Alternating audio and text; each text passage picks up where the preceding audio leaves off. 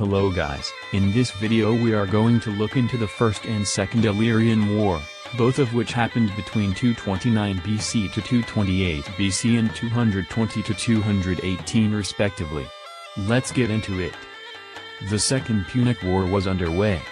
During that period Rome not only had suffered humiliating defeats in the hands of Hannibal Barca but now its trading vessels were being raided by Illyrian pirates.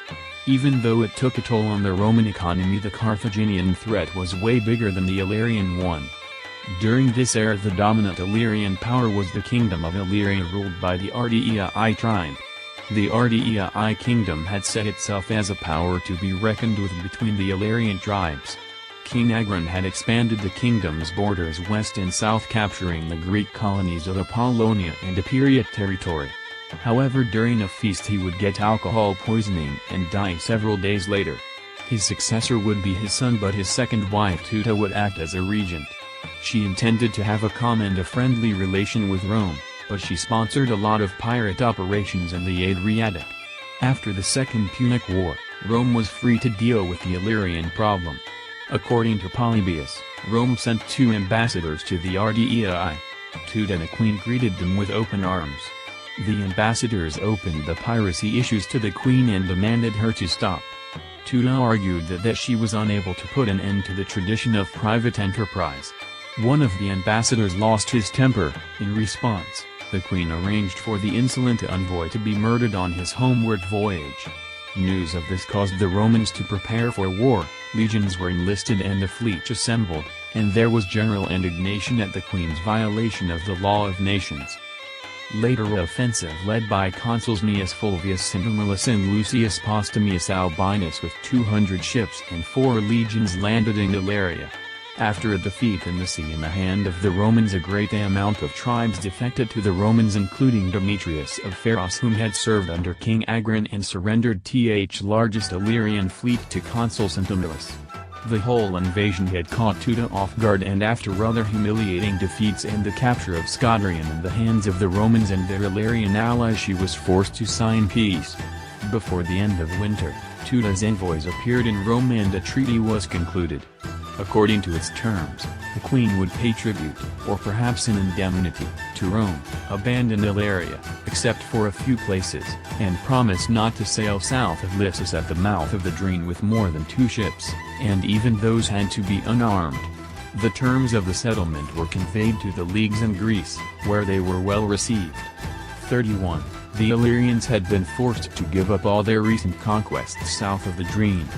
The Romans had gained control of the strategic ports of Epitomnos, Apollonia, and Corcyra. In the hinterland, several of the Illyrian tribes now had the status of Rome clients, as was certainly the case with the Partheni in the Gensis, Shkumbin, Valley and the Atintini further south. Moreover, not only were the Ardii prevented from moving at will by land and sea into Epirus and western Greece, but they were now cut off from the inland route to Macedonia, their patron and ally against the Greek leagues. After the First Illyrian War, Demetrius Pharos would marry Trituta, the mother of Pinyon, the first wife of Agron, thus making himself the regent of the young king. He immediately started strengthening the position of the Ardii. He immediately started strengthening the fleet and the army. He would later send an Illyrian contingent to Macedonia, around 1,600 men, against the Spartans. This concerned the Romans, whom started preparing for war. However, Demetrius had expected an aggressive move by the Romans, so he placed garrisons around the most important forts such as in Dymium and Issac. The Romans considered Dymium as it was crucial to Demetrius, as he could subdue any local tribes whom disobeyed him. Thus the consul besieged it. After a long siege and some defeats, the Illyrians surrendered and Demetrius fled for Macedonia. The Romans destroyed the fortifications of Pharos, and before the summer was over Emilius was back in Rome receiving congratulations for a job well done. Any threat to Roman holdings in Illyria had been eliminated, all the gains of the First Illyrian War had been secured, and the old restrictions on movement imposed on Illyrian kings.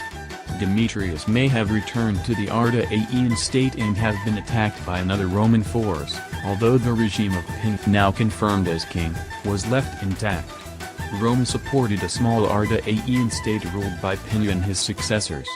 The Roman Republic called for the extradition of Demetrius, but Philip refused.